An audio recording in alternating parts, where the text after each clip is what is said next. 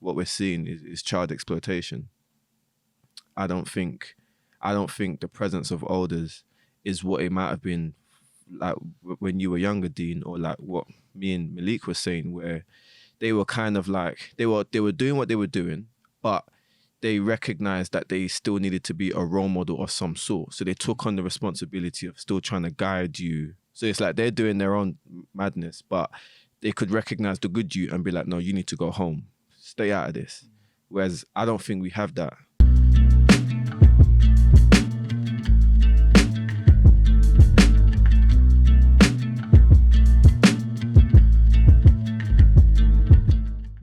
Yes. All right, welcome to another Goodman Factory podcast. Today we have myself, Manny. We've got Goodman, Matthew. We've got a special guest today, first time for Dean. And we've also got T here as well. Big up Goodman Malik I was about to say on the mic again, second week running. Goodman Malik on the camera there doing his thing. And then big up the rest of the Goodman Factory and all of our frequent listeners. I guess before we start, it's a good opportunity for us to plug our Goodman products. So if you go onto the Goodman Factory website, www.goodmanfactory.com, if you select any product and then type in GPod1 for a discount, you can get yourself 15% off. And yeah, I'll probably do another reminder midway through. Yeah? Cool. All right, so if we just go straight into it, me and Malik had a conversation. It was an argument, and I told him I loved him after. So it was a nice argument, but we had a discussion around antisocial behaviour. So thinking about our own experiences growing up in areas like Newham, Hackney, certain parts of South London, and we discussed as a group basically just the influence of the elders, pretty much, or the elders or the people that in ends were looked up to. So what was their influence on us? What's their influence on younger men now in our communities, and how did that maybe affect younger people in terms of like how did that contribute to their life outcomes? Should the blame be put on the older men in our communities that are derailing some of our young boys? And I think the reason why it became an interesting conversation was because Malik actually was saying that the elders in the ends, irrespective of what they indulged in, the things that they got up to, they still protected him in some way. And it wasn't just a narrative that actually every older in ends was basically trying to find a way to criminalize other young boys. And, I had a counter argument to that, but then obviously all of this is contextual. So before we get into it, I'm going to put this out to you guys and feel free to jump in. But so we can answer two questions there. What was your experience of elders in the areas, in the ends that you grew up in? I know, Matthew, you're quite young, so this might be relevant to you now. But what was the experience and the influence of the older men in your life, and how do you think that has affected you growing up as men, essentially? Yeah. Do you know what? Similar to Malik's stance, elders in my end, they were like encouraged man to like just chase what man wanted to do, kind of thing. Like in a sense of like, I remember like football. Loved football from early. So from going football, I'm from Hackney originally, and we used to go football practice in Islington in Archway, and I just remember like going to different areas at the time was very like sticky in it, like, do you know what I'm saying? But at the same time, I had friends from Islington, from school and whatnot. So for me, it was very simple. Like I'm going to play football. My brethren's like, and my elders kind of instilled from me from young, like have your own mind, like make sure that, people don't tell you what to do what you want to do, kind of thing. So it was very like, I don't know, for me, I didn't experience the whole like being pressured to do things, like kind of thing. I think pressure came with age for me, like as I got older, realizing how to fend for myself and whatnot. And that's when like elders in my end stepped in, like, yo, boom, you need to know how to get money. You need to know how to like stand on your feet. You need to know how to like, protect your family and all of that little thing. So for me, the game that they gave me was always like on a mental kind of aspect of things, like just know what you're on, know what you're doing, kind of thing. But yeah. Yeah, fair enough. What about you two? I think for the majority of my life, I've never had an older. I've had like older cousins, but I've never sort of been. I guess I had an issue with authority, so I would never subscribe to the need to have an older. But I remember there was one encounter with an older person, an older mentor, and I was talking as I do, talking to a room full of people, telling them, yeah, this and that, and I think we was debating about whether the world was going to end or whatever. It was just a stupid debate that everyone's passionate about. And this man's just there in the corner, not saying a word. I didn't even notice he was there. Then he's like, no, that's not right. I said, yes, it is. He goes, all right, cool. That was it. And I carried on talking, but I couldn't get it off my chest. I couldn't let it go. I thought, how are you going to call me out? And that's it. So I wrapped up what I was doing, went up to him. I was like, yo, like, what's going on? Like, what was that? And he was like, well, you ain't ready to listen. You're not ready to listen. You want to talk, but you don't want to listen. So I think I spent about an hour trying to hound him to find out what he wanted to say. And he said, I'm not going to tell you unless you show me that you're willing to listen. So for about a couple of weeks, I had to prove to him that I wanted to listen. And he kind of put me through a test in order for me to learn how to actively listen and then learn that new skill. And from there, it made me realize that the influence of having an older person could teach you so many skills. And I wish I had that younger in a positive way, because it doesn't always have to be negative. I feel like an older person can have a positive olders from ends or whatever, because he was very, very hood. This it wasn't like a scrubbed up gentleman or whatever. But other than him, I've never ever had any olders. I would have more of an issue with them rather than a relationship. Yeah. No, I feel that. I'm kind of similar in that. Like, I never had one older. So when I went by my name, my tag name when I was younger, I ain't gonna put that out on camera. Come on. Give it to us. Too many of my students gonna start searching it up, coming to school the next day with that name being said. But I didn't have any olders in ends that I necessarily looked up to or respected. But olders in ends were very much present, regardless. I think it came down partly to just the fact that I was like on the cusp of partaking in activities where there would have been olders from ends basically overseeing that, if that makes sense. Because for the large part of like my teenage years, I just had a big, massive group of friends. So my biggest influence were my boys around me who were the same age, literally in the same year group. There wasn't anybody above us that we necessarily looked up to or aspired to be like or respected. So even like the older year groups in school, for instance, like there were occasions where we had passer with the older boys from and they were also the older boys from ends, So I never really had that influence, negative or positive, from an older in ends. But one thing I would say is that the influence of elders in ends, it was still quite evident in the way that we behaved. So like, I give you an example. Like when I was in year 6, there was a girl that I knew, and she was in our year group, and her older brother had this mad reputation, like for being kind of like just a madman in secondary school. And I remember when we started in year 7, the current year 11s, basically a war had started out between basically like the Asian community and the black community in ends. And the stories were ridiculous. But anyway, just to cut to the chase, basically we inherited a war basically that had started from the elders in our school. So because they had smashed up so many boys and had their own individual fights and stuff was happening on Main Road, when we came into school, year 7, just like that, we were getting into brawls and into fights in school. And it's only in hindsight you look back at it and you just think, wow, we were just inheriting a war of some sort. So I never really had kind of like that individual influence on me, but I did see how the way elders were in ends, how that kind of influenced how we were in school, and kind of like, us inheriting wars and stuff like that.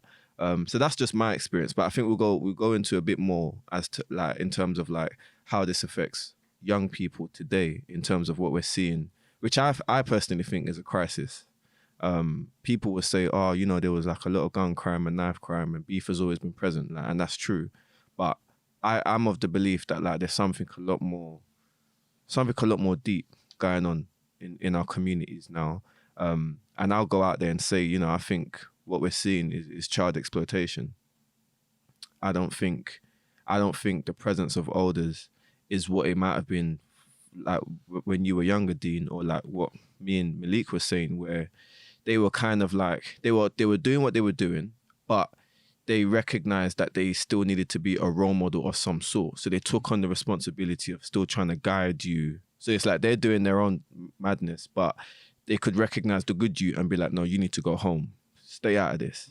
Whereas I don't think we have that at the moment. So you're saying there's a lack of, I guess, older representation? I don't even think there's a lack of older representation. I think their roles have changed massively. In that I think once upon a time we had elders who did what they did. Don't know how they started or how they got into it, but they were just the guys in ends. But they could like so that's an example. Like we had guys in ends. So like if I'm in secondary school, we had guys that were like in their mid-20s and we knew that they were on stuff.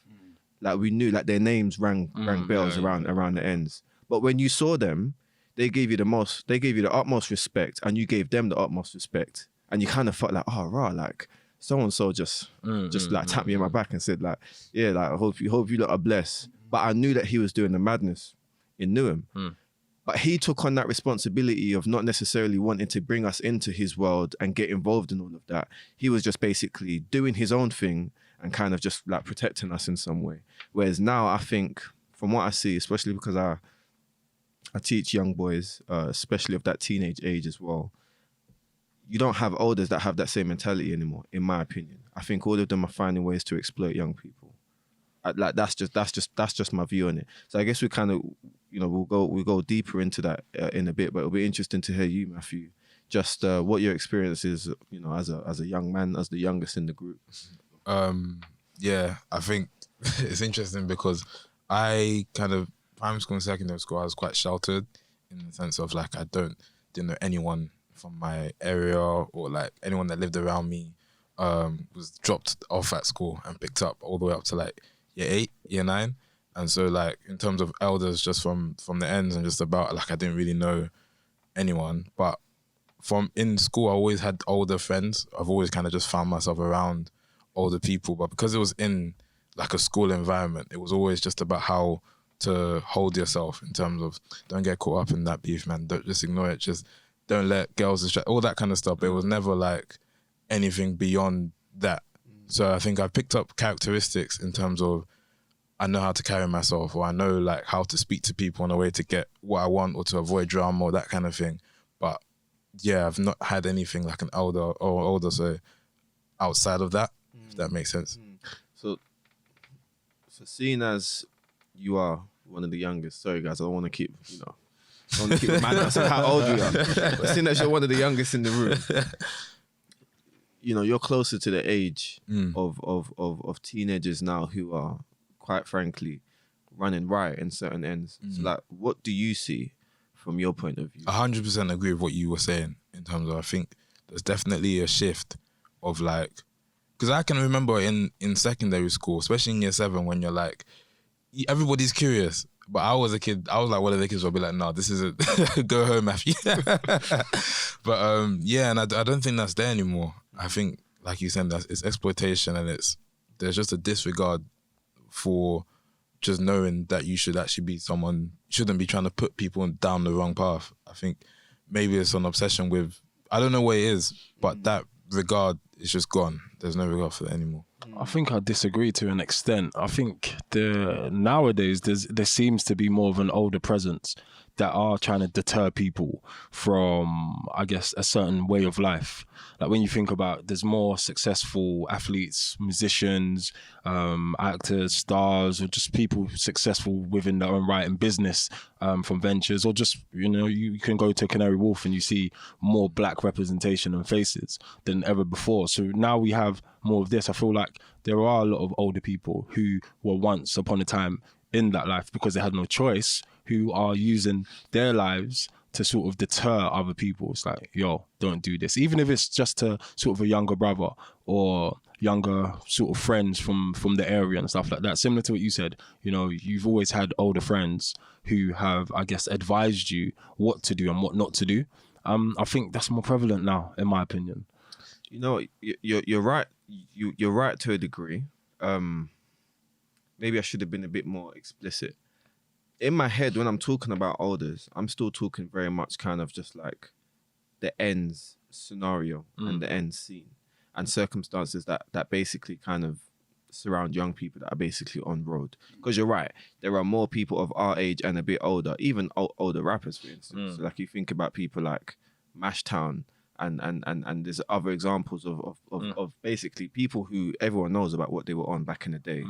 And North now Star, they're there's so sitting, many. North Star, like all of them, like even So Solid Crew, a lot of them will basically come now. Ashadi just the other day was talking about literally how he kind of like, he wasn't groomed to join So Solid, but how he kind of basically found that community of people. And before he knew it, there was just better stuff going on. Then he had his own gun charges, etc., etc. But a lot of people from that generation, and partly in our generation as well, they came out of that struggle and they are trying to basically give a positive message, trying to, help young people to come out of that by advising them or from doing projects, got Mashtown doing podcasts and stuff like that, where they're pretty much telling people, this is what ends was like before. Real life situations where people have died. It's not worth it. Find other avenues. But then there's a whole nother scene that people aren't aware of. And maybe that's what it is. Maybe people aren't aware. Like country lands, for instance, is something that is glamorized. It's glamorized because we see it. We see it in every music video now. Like let's say every drill or grime video that we hear There's of actually now. a crew called Country Gang or Country Boys. Really? Yeah. How old are they? They're youths, but I ain't seen their face. They all wear masks and that. As in they're probably about 16, 17, Probably, 18. yeah. So your favorite County Dons, that's it. County Dons. Yeah, Your favorite artists, like these youngsters, a lot of them will talk about country lines from the first minute of the song to the last minute of the song. But what no one really deeps is that that's a 16-year-old rapping about going to country. Now, if you look at what that actually means, that means at some point when they should have been in formal education, should have been at home, they were on a train on their way to Stoke or to some random place up north, and they were basically in an abandoned flat, bagging up drugs, probably sleeping with drug addicts, probably made to maybe have sex with women, drinking, taking drugs themselves, selling drugs whilst they were out there, carrying a weapon to make sure they don't get robbed, possibly having to use that weapon, and then they come home and then they rap about it. And so it's glamorized in the rap song as like, yo, made so much P in the bando, top trapper of the year. But at some point in that child's life, they've experienced what no child should have experienced, which is basically leaving home for an extended period of time. And it's not their fault. And the reason why it's not their fault is because a 14-year-old just doesn't pick himself up to go to Stoke on the train and put himself in the bando and start selling drugs for a couple of months. And now he's missing, and there's a running joke online on the internet that people don't take seriously. When a 14-year-old has been declared missing, you see comments underneath, it's probably in Cunch. And it's kind of almost glamorized, but the experience around that, maybe because we're so far removed from it, people don't realize that that's not a pleasant experience and it's not normal.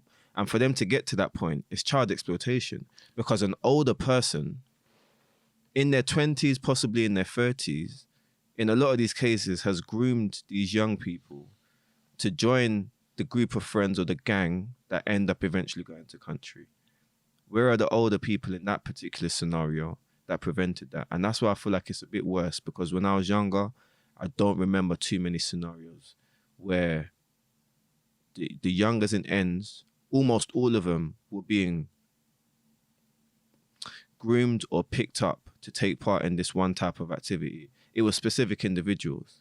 You know, you had your friends, but then you had ones in particular that just ended up going down one way. But now it seems like young people, and I say it because I work in schools, you've got young boys that are literally, they have no business doing it, but they're doing it. And because someone's out there on the main road, basically luring them in, buying them stuff, threatening them, and they're forced to get into this stuff. And so that's what I meant when I was saying that I feel like there's a lack of role models. Hey, you've made it halfway through the episode, and just for doing that, we want to celebrate you. So we're going to give you an opportunity to get a discount code. Not 15%, no, it's going to be 30%. So what we're going to ask for you to do is type in HTGM on www.goodmanfactory.com, HTGM, and get yourself a 30% discount code for being such a loyal subscriber. Thank you. I think it comes down to perspective. I agree. When you word it like that, you can't deny that there's definitely a rise and there's a glamorization of a certain type of lifestyle. I think youngers are more impressionable today, and there's more pressure on having to attain and maintain a certain lifestyle. You know, you've got kids wearing Canada Goose or freaking Gucci trainers, or even like Yeezys. What? How much are they? 200 or 250, 249. Right. Back then, I wish 110s. I won't even tell you how I got my 110s. But now you have to sort of maintain this lifestyle. So I don't feel like there's a lack of older influence deterring them. Obviously, there's a lot of olders who are inviting them and introducing them to this lifestyle. But I think it's like, I have to maintain this lifestyle. Where else am I going to get this money? How else am I going to be able to do this? I was talking to one of my young boys the other day. That's how Ma always says it on Joe Budden, the young boys. And he was like, yo, he's stacking to get a car. So I said, yeah, cool, like, do your thing, like, you know, get a nice little hoopty A to B. He was like, no, I need a C class. I said, no, you don't. Like, why? He says, everyone my age has got a C class. I said, bro, you're 17, 18. But he was like, Dave got it, so I've got to do it. So then I was like, there was a TikTok that went, and I sent him the TikTok, which breaks down, you know, how many hours of your life you spent in order to get that money, so you could, you know, buy whatever trainers or whatever it is. And he was still like, but I need to a young black boy. Yeah. Yeah. You've seen it. I've seen it. Yeah. So the young boy was basically had convinced himself that he has to maintain a lifestyle that he doesn't necessarily need to, and it's an unrealistic expectation he's placed on himself. But it was so difficult to convince him otherwise. Now he's got an older person trying to deter him from wasting your money or getting desperate and introducing himself into certain activities that he shouldn't introduce himself to, that could fuck up his life, get him into trouble or whatever it is. But the older person was there trying to deter him.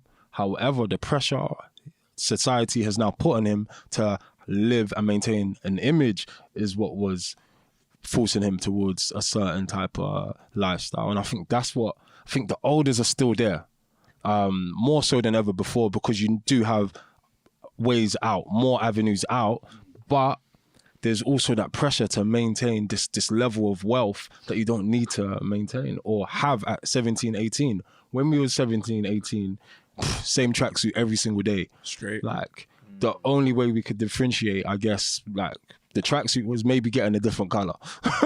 and that was it. But that's what got us to be creators and I guess be ourselves. But we were cool wearing it. Whereas now you can't wear the same clothes every day. There's an issue. You're getting trolled or whatever. Do you get what I mean? Yeah. No, I get what you're saying. Basically, the influence the influences from all around, whether it be social media, whether it be your boys, whether it be the music videos, it has its part to play. It's the age that we're in, you know, of instant gratification and image. That's what's driving people to wanna. Because I've kind of like thought the same things, like, bro, like, how comes everyone has this car? Like how comes I don't have it? But you kind of need to catch yourself when you're thinking like that. And it's actually way harder to do. Easier said than done, right? With everything with social media and whatnot, you want to be doing as well as everybody else. You compare yourself without even thinking about it. And then, of course, when you don't have the means to do that in front of you, you go and look for the means to do that. What stopped you then? Considering we all face the same pressure and experience the same force against us, that's basically telling us to do things or live life in a particular way. What stopped you, considering you see people around you at your age flossing, driving certain cars, wearing certain clothes? You said actually you had to say to yourself, no, that's not me. So what were the things stopping you from then? You just have to, I can't afford it. And that's what I just have to realize, like, I can't afford it now. Doesn't mean I won't be able to ever. And nothing in life is overnight. I just have to be patient and work towards it. And maybe I have that goal in my mind, but if I don't have it now, then I just have to work hard. And that doesn't mean I have to go and like do something mad in order to get it. At the end of the day, it's just a car. What I have can get me from A to B. And anything else, wanting anything more than that, is just for my own ego and my own pride. Dean, what do you think in terms of... Yeah. Do you think it's as bad? What now? As in, I agree with your original point. I do think it's as bad because like growing up, like, I mean, it depends really. Because, for example, I got a friend that's in tech and like he's trying to get the young kids into tech, showing them like you can do this, like you like playing PlayStation, you can make a game. And I just remember growing up, like, certain things were deemed cool, just like now with the young ones, like certain things are deemed cool. But like, bro, I love playing games. I remember growing up, I love playing Spider-Man, I love playing the FIFAs and whatnot. And I remember, like, if you would have come to me as a 14-year-old kid and told me that I could make a game, bro, I would have jumped on it. I would have bit your hand off. Where? How? Because I'm just that type of, I'm very enthusiastic. I'm that type of youth where, look, I'll be real with you. I've watched the movies, the gangster films and whatnot, and I've seen how they all went. And like, for me, I'm like, okay, that looks nice, but the ending. Do you know what I'm trying to say? Like, yo, that's not me. Like, I'm not trying to get caught up. I'm not trying to go jail. I'm not trying to lose my life. I'm not trying to endanger my loved ones. I'm not trying to put my loved ones through distress. So what can I do? Like, and that's always from young, just been in the back of my head. Like, so I say that to say this, knowledge, sharing certain information with the young ones. Like, back in the days, the top shotters and whatnot, they didn't have the information to share. That's why I feel like the ones, they protected us, because the information that they had, they're like, yo, don't go down this road because X, Y, Z or whatnot. Do you know what I'm trying to say? But what do you like to do? Oh, you like, I see you play football. Yeah, go chase that, right? So they'll push man in that lane. And so my brother now, when he's doing what he's doing in tech and he's doing with it, even that encourage, I'm like, wow, like, you're making tech cool for the young kids. And the young kids, they're buying into it. And I'm gonna do a shameless plug here, Mad Techie.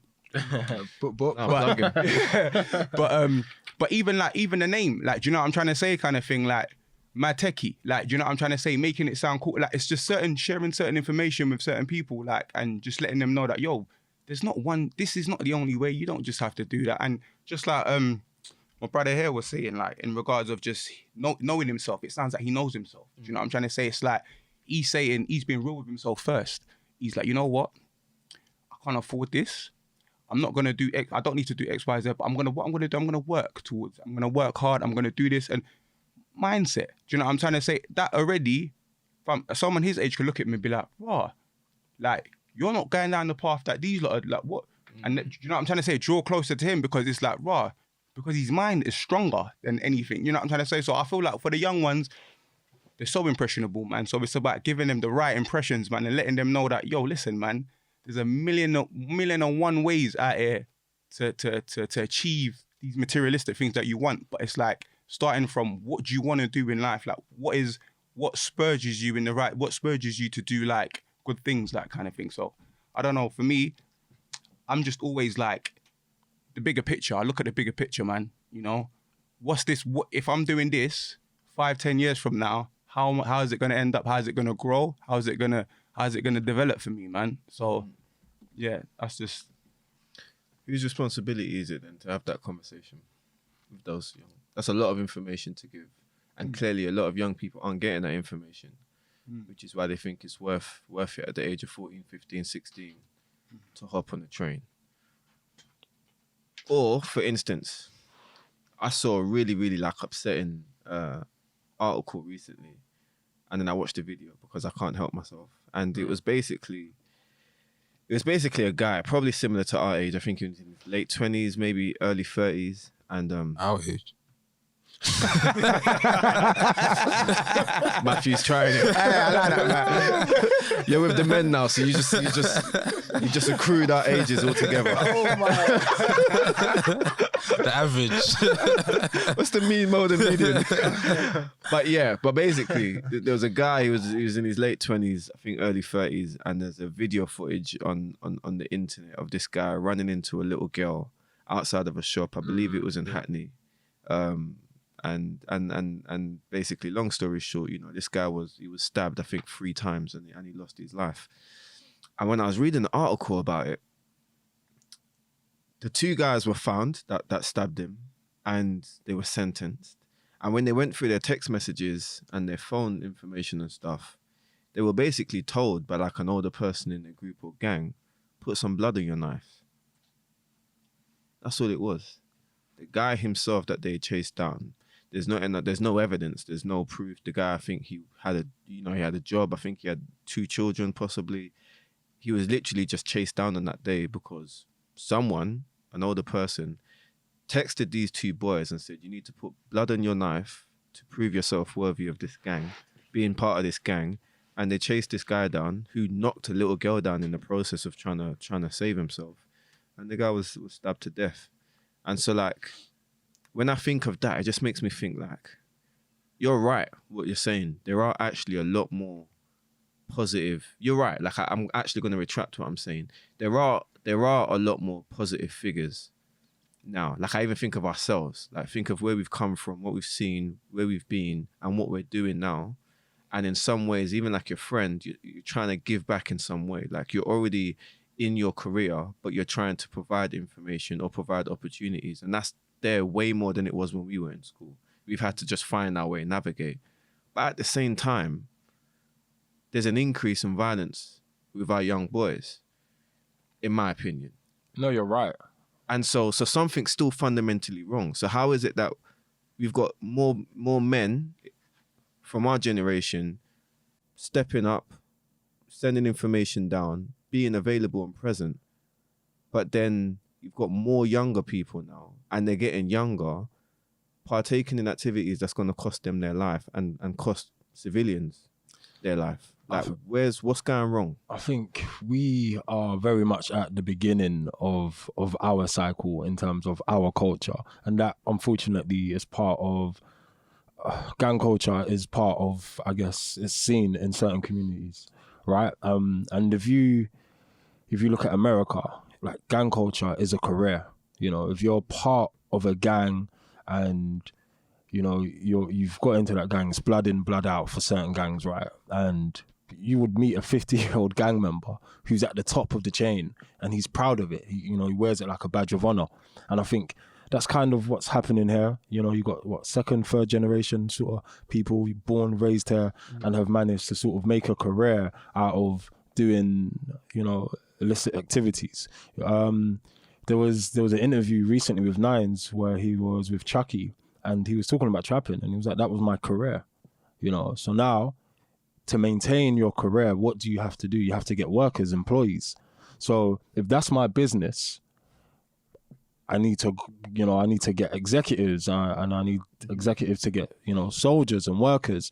And in order for me to eat and maintain my lifestyle, wherever I've got it to, that could have been 10 years, 20 years, however long you've been in it, I need the youngers.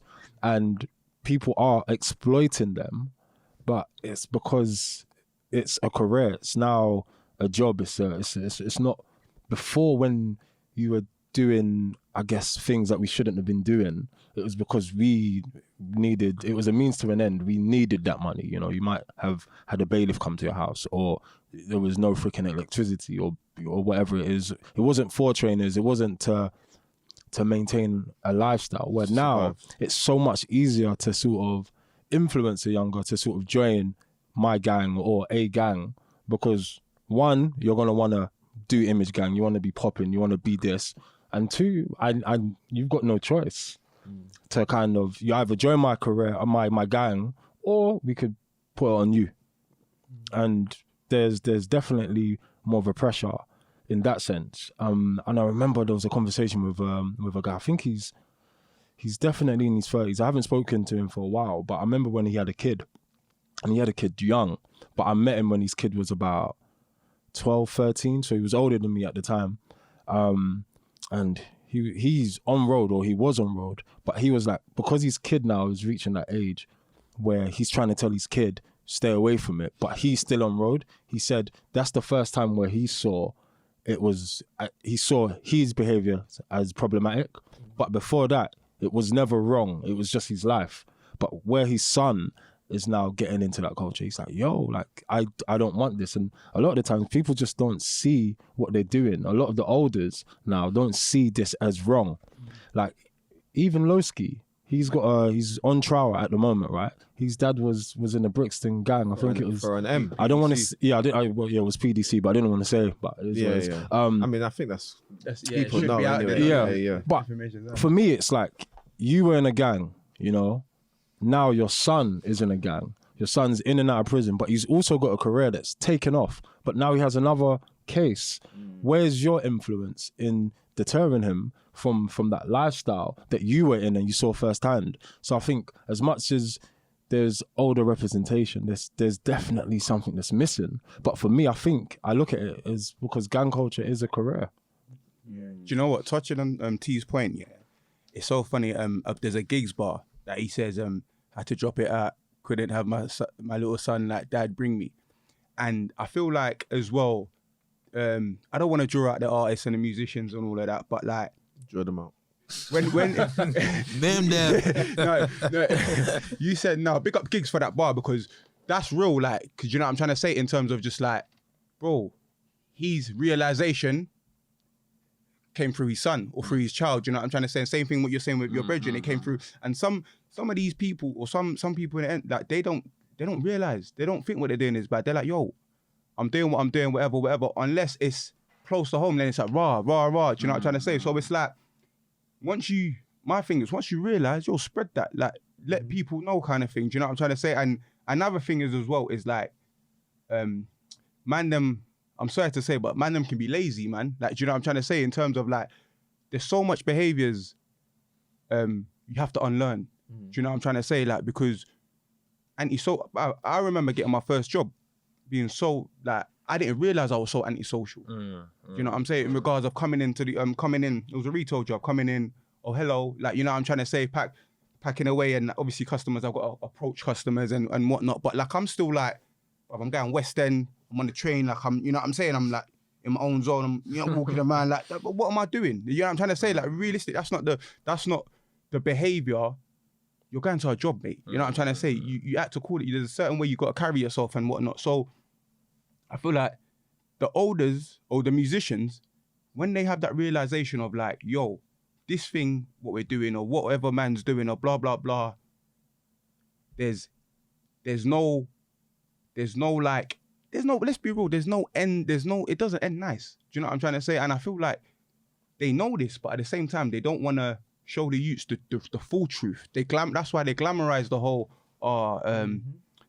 even with the Lowski, because the funny thing is, I watched the Lowski interview with Zizi, Yeah. and he was saying that how his dad is like one of his biggest fans and blah blah blah. But you could tell that Case thing is banning him, because bro, he's not in that space no more. He's not in the ends space, bro. He's making money off music. Bro, he's living his best life. Do you know what I'm trying to say? To be Kind of honest, thing. most of his boys are in jail. Do you know what I'm trying to say? But then the ones Yeah. the ones that do come out and want to do music, they're hopping on the music team, because they've seen, yo, my brethren's taking off with music. I'm trying to find my way out through music. So, like, that's the thing. Like, the people that are in it, bro, like, they don't want to be in it. Like, they've got to glamorize it, like you said, with the career. They've got to glamorize it because they're in it now. I'm in it now. And, like, in order for me to get out, bruv, I've got to get people in it. You know what I'm trying to say? To get out. And that's how I see it. I could be wrong, but it's like, once you're in it and you're knees deep, it's like, yo, it's mad. It's really mad. Like, it's And you know what? Sometimes you have sort of people that were once upon a time in that life, later on trying to atone for their sins, but you don't advise and you struggle to advise sort of younger people and deter them. So sometimes it's a case of, well, still do what you're doing, but, you know, make sure you're in school. So you're in that sense, even though more older people are trying to sort of deter sort of younger people from going or joining a typical sort of or criminal lifestyle, you're still not really demonizing it.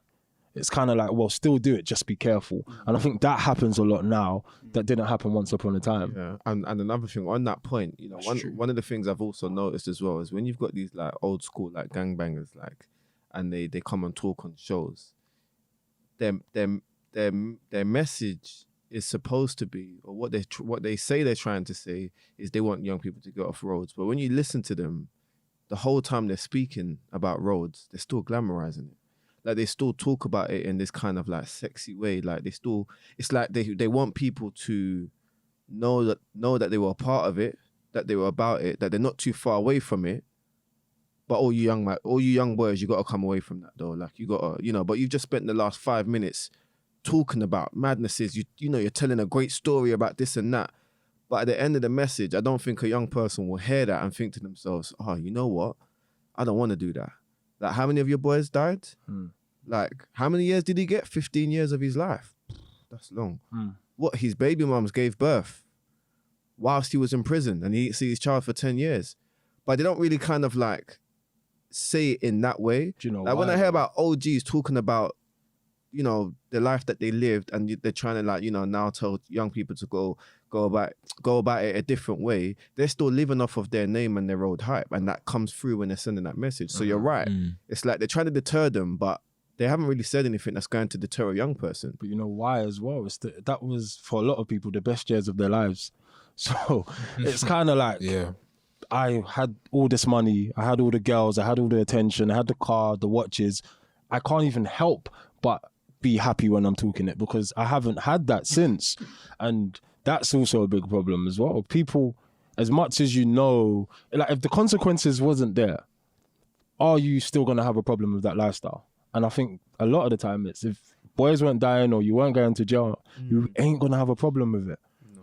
Morally, we struggle within our community being able to determine what's right or wrong until there's consequences. Yeah. And the only way to deter people is to only talk about the consequences. Once you start talking about everything else, you're not deterring anybody. Like, that's it. If you're going to be telling me, you know, don't go crunch or don't move drugs or don't jump on moves, but you're also talking about the watch or that's the money that funded your business, and now you're a successful business person, I'm thinking, wait, so how do I get my startup, my 50K or whatever? And a lot of the time, that's what it is. You're atoning for your sins now, but you just cleaned up money that still existed. For me, it's like, well, I'm going to do what you did. I'm just going to be more careful. Yeah. And I think there's that like young people probably think that actually, there probably are young people that actually get into it thinking, you know what, all I need is just a couple of grand, get my money up, and then, you know, I'm gonna sort myself out. And I guess the reality of it is when they hear older men talk about these experiences, they don't tell them, you know, enough that actually once you get into it, once you dabble in it just a little bit, all it takes is one evening where you're with your boy, you know, and you get caught slipping in the wrong ends. Or all it takes is, you know, you're in the wrong bando and the feds run up in it. You can't afford to dabble in it and then hope that in a couple of months you're going to be in a nice position and you can start cleaning up your money or whatever. Because the reality of it is when a 14, 15, 16-year-old puts themselves in that situation, it's a pipeline more often than not to prison. Or to death, or you know, or they could possibly die, or they themselves become a killer. And how many young people are out there on road now that just thought, I just need to carry my knife just in case. But if I have to use it, I've got to use it.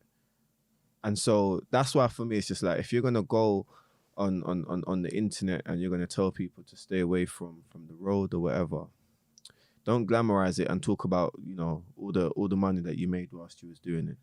Because like you said, young people are impressionable.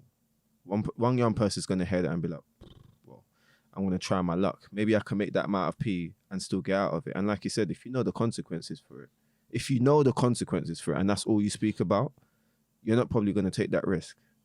I certainly didn't take that risk because of that. I was always fearful of going to prison.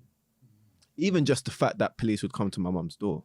No matter what I got involved in, I won't incriminate myself, but no matter what I got involved in the back of my head, I was always thinking about my get out.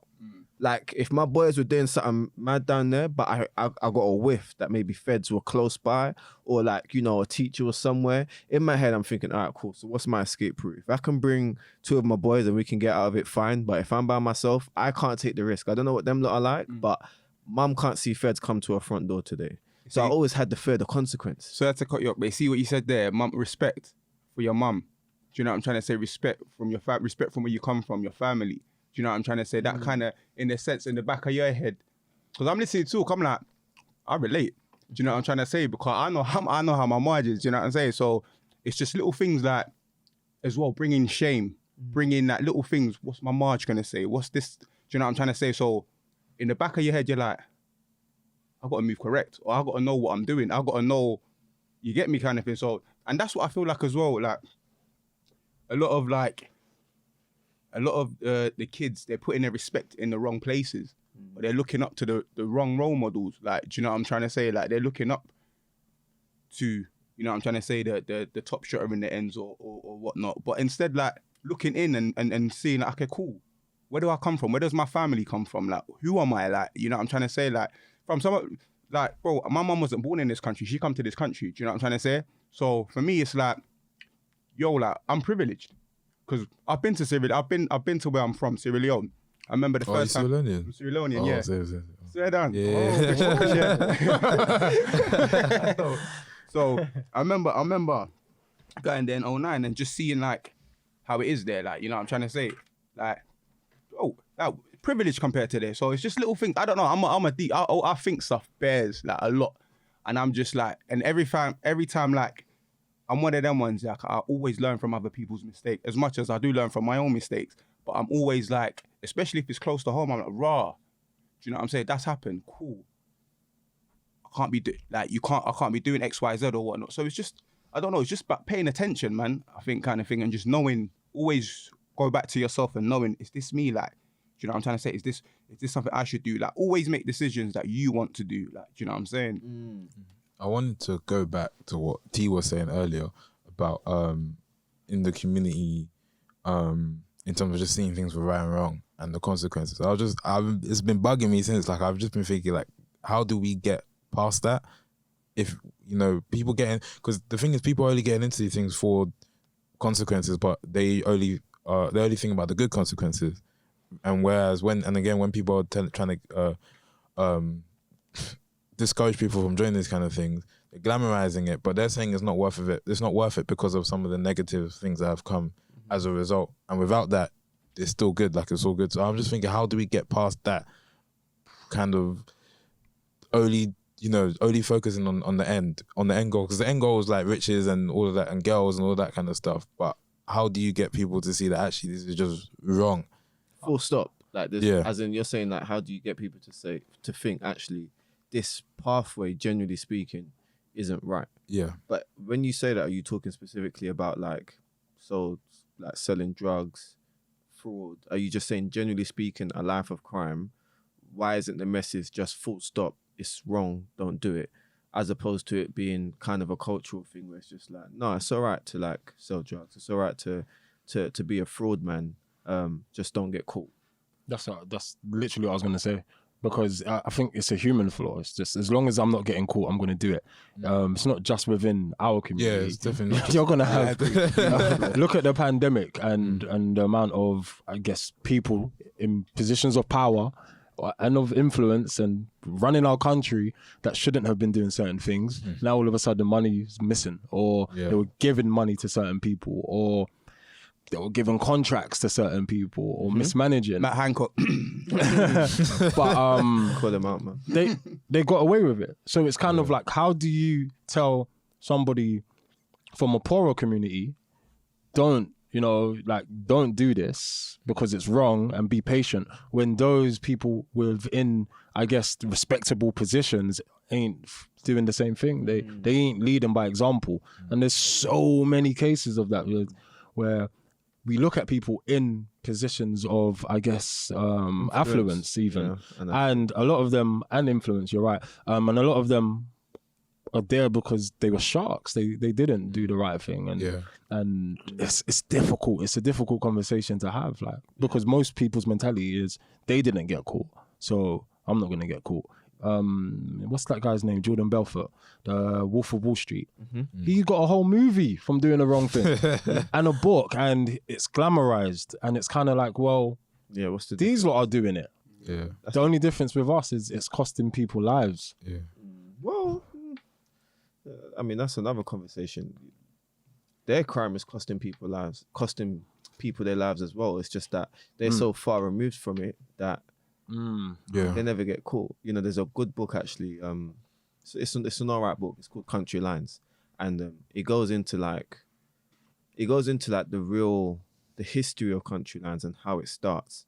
And like, this is something that like begins in like Colombia and like South America, and then finds its way into Europe, then finds its way into England specifically.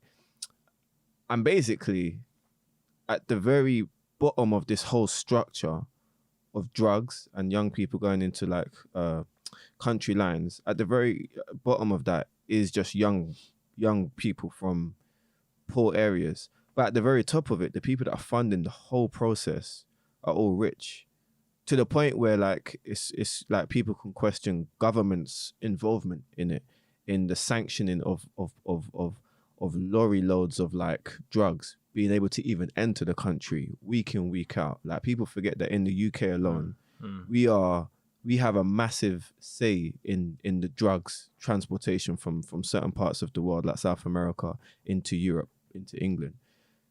The drugs that these young people are selling, it had to come from somewhere. You get it? You're not picking up that amount of coke or that amount of weed from the barber down the road. Like, you're getting it from someone in particular. You hear the word the plug often, and the plug himself, there's a bigger guy ahead of him. And at the very top of all of this, there's a guy wearing a suit that's got a family in a probably 10-yard mansion, and he hasn't had to deal with anything on this on the lower end. So you're right. It's a very difficult conversation to have, because down below, we're just trying to do survival. And at the top of that, someone's just maintaining wealth and using their affluence and their influence to kind of maintain it. And I guess that's just the structure in every society. Like, you go to Brazil, you go to America, it's all the same. The people that are controlling it, that are allowing it, that are allowing the drugs to go into those communities, that are allowing the guns to go into certain communities. Like, there's lots of documentaries, like in LA, for instance, like where not only drugs, but like there's documentaries where you can literally watch how guns were allowed. Like, guns were literally just sold like at bulk loads to certain people within black communities, and they were just told, like, take as many as you need, because the people that were selling it to them knew that this was now going to cause a rift of some sort in those communities, and it benefited them to put those guns and those drugs in those communities. So I think it is a difficult conversation to have with a young man, to say to him, listen, don't do the crime thing, don't do the fraud thing, it's not worth it. When in their head, they're probably thinking, well, actually, there's a lot of people around me that are doing it, and they're benefiting from it at this moment in time. But also, if they look above and they look at people in power and government, and they think, well, actually, these people are also participating in crime. So I don't think you can really answer that question. You know what? You can. After you just said something, it made me realize we're focusing on one thing, which is money. And I remember I had a teacher in college who didn't care about money. She said, I'm working here, then in a couple of years, I'm just going to go to some remote island and just chill and live beyond beneath my means, and just chill and have an easy life and stuff like that. And I think we have to change the focus from money, because you're going to look at those that have money, and that's all you're going to want to sort of aspire to be, and kind of just be like, you don't need to be rich. You don't need to. You just need to, do what you're doing, chase whatever it is, be happy, or do what you love and look after your family and stuff like that. And I think once the people that don't ever sort of struggle morally anyway with those kind of things are people that just don't lust or desire money. And I think that's what we kind of got to do. We got to kind of spread another message that takes the focus away from money. There's a good book called The Psychology of Money, which talks about that. And it's kind of just like everybody looks at the billionaires and wants to sort of be like that, to the point that you've got people, great examples in it, of people who have had like 100 million, but because they want to get to the billionaire status, they're doing certain things and risking their wealth that they have already, that they've managed to accumulate by doing things that are illegal and then getting caught. But it all comes down to just that greed and that love for money. And it's just kind of like, if you're talking to a kid now and you don't want them to go into a certain lifestyle, you've got to convince them that it's not about money. Life isn't about money. It's about other things. Which is a difficult conversation to have if you've got no hot water. Yo. That's true. That's the reality. It's of true. it. Either way is hard, because if you're rich, telling someone who doesn't have money, life is not about money, they're not going to hear it. Yeah, and if you're poor, shut up, man. yeah, like, so it's difficult either way. Yeah, well, I mean, it's not a coincidence, in it, that you hear so many songs with the word cream in it, like, cash rules everything around me. It is the truth, and I think, yeah, and it's finding that balance, I guess, of like putting yourself in a good enough position and putting your family in a good enough position, but without them being another person that's just chasing greed and putting your mental health, your physical health, your well-being, your livelihood at risk for the sake of money. And I guess when it comes down to it, all of that is contextual, because happiness is different for different people. I don't struggle the same way as some families might do, where they don't have hot water and electricity, and believe it, some people forget there are people that actually are living like that. Like, I've got young people within young people that I work with, basically. Like, you go to their homes and you're like, wow, how are you living like this? And you go to school every single day, you ain't said a word to other people. I can genuinely understand if somebody put something in front of them and said, just do this one job for me and you'll be all right. I can see why they would make that decision there and then. Because for them, poverty is real. Yeah. Fortunately for that young person, they've also got enough people around them to say, we've got you. And sometimes that's financially. Like, we can put our money where our mouth is and be like, it's cool, don't worry, we got the £300. That bill is sorted now. You just focus on school. And I think that's the difference. It's like, some people just need a support system, and I guess that's what a lot of young people don't have. Another person or another group of people to just fill in and just be like, cool, don't worry about that. We've got you in that sense. So yeah, you're going to say something? What was it you do? No, I was going to say what you basically said is their duty of care then, for those that have acquired the wealth and managed to make it out the right way, to not only give, words of advice and wisdom, but to also put their money where their mouth is. It's like, here's money, if you come back to me if you need anything. Because it seems like the only people that are answering people's problems are people that are making you do it the wrong way. So you kind of have to give back to our communities somewhat. Yeah, I think so. That's the human side of it anyway, isn't it? That's the human side of it. But yeah. And that makes a lot of sense, because even what you're saying about covering a bill, like, listen, focus on school. It does relieve pressure, especially on a young. And the thing is, what the kids these days, obviously what you just mentioned is that's a serious kind of thing in terms of like not being able to have hot water and whatnot. But like the pressures that the kids these days that deem this pressure, like pair of new trainers, or like, what I'm saying, what you said about the 17-year-old about the C club. Like, do you know what I'm trying to say? It's like there's certain things they just need to like realize, like, the functions of things. A car is a car, gets you from A to B kind of thing or whatnot. Do you know what I'm trying to say? So yeah, man, it's just, I totally agree with that. There is a duty of care for the ones that have made or got wealth to, like, if they can step in, put their money where their mouth is, for the younger ones. Then do so. Yeah. Matthew, just going to ask a quick question before we start to come to a close. So I'm just curious, for you, a young man that's at university, clearly making some right decisions, got a good head on yourself, what do you think, or who do you think are the positive influences on you at the moment? Goodman Factory podcast. Oh yeah, that's right, baby. Like, do you want me to name them or just? It's up to you. You don't have to. Yeah, no, I think I'm very fortunate in terms of the people that I'm around. Like all the people here, Malik, Vizzy, my cousin, Andy, if he's listening. All these kind of people that but yeah, I think I'm just very fortunate because of the people that I'm around, and I think in life we don't actually deep when people are successful, that a lot of it has to do with the circumstances that you just found yourself in. I think it's like you said, when people are in tight spots and the way to get out of it is only looking like doing something that is morally questionable, you can kind of, there are circumstances where you can understand why someone did it. And I think I'm just very blessed in that, one, I've never had to be in that kind of situation. And then, so if I do want to do something like that, it's because of glamour and that kind of thing. And then on top of that, I'm very fortunate in that the people that I've been around have been like, bro, it's just a car. It's just trainers. It's just clothes. So yeah, I think I'm just very lucky in that sense, and very fortunate. It's not, because we look at that kind of thing as like a standard, but it's not a standard. It's not everyone has that. And I think we also have that responsibility when we get to those kind of places to be that person for other people and show them that there's more to life than the material things. So yeah. Yeah, that each one teach one type of mentality.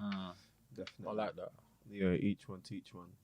But yeah, cool. I think we're gonna come to a close now. Anyway, it's been a good conversation, good chat. Thank you, Dean, for coming on for the first time and dropping those gems. Thanks for having me, man. But yeah, I think as we close anyway, I think it's just important, because we as the Goodmen, one of the things that we're advocates for is obviously building up our community, sharing knowledge, and as we just said, each one teach one. I think that's kind of like the motto that we go by. The reason why we talk about some of the topics that we talk about now is one, to give ourselves a space in which we can kind of like express ourselves and let go of opinions and thoughts and discuss it and argue about it and do so in love. But I think also it's just to kind of, help the younger generation, help others who may listen to this and think to themselves, okay, you know what, that's a perspective I didn't know before, or that's something I've just learned. And I think that's for me, I think that's how we should live our lives. Always being of service to one another, but then seeing how you could give back. And by giving back, sometimes that's just taking a young person under your wing. Sometimes it's just literally talking to your younger brother a bit more.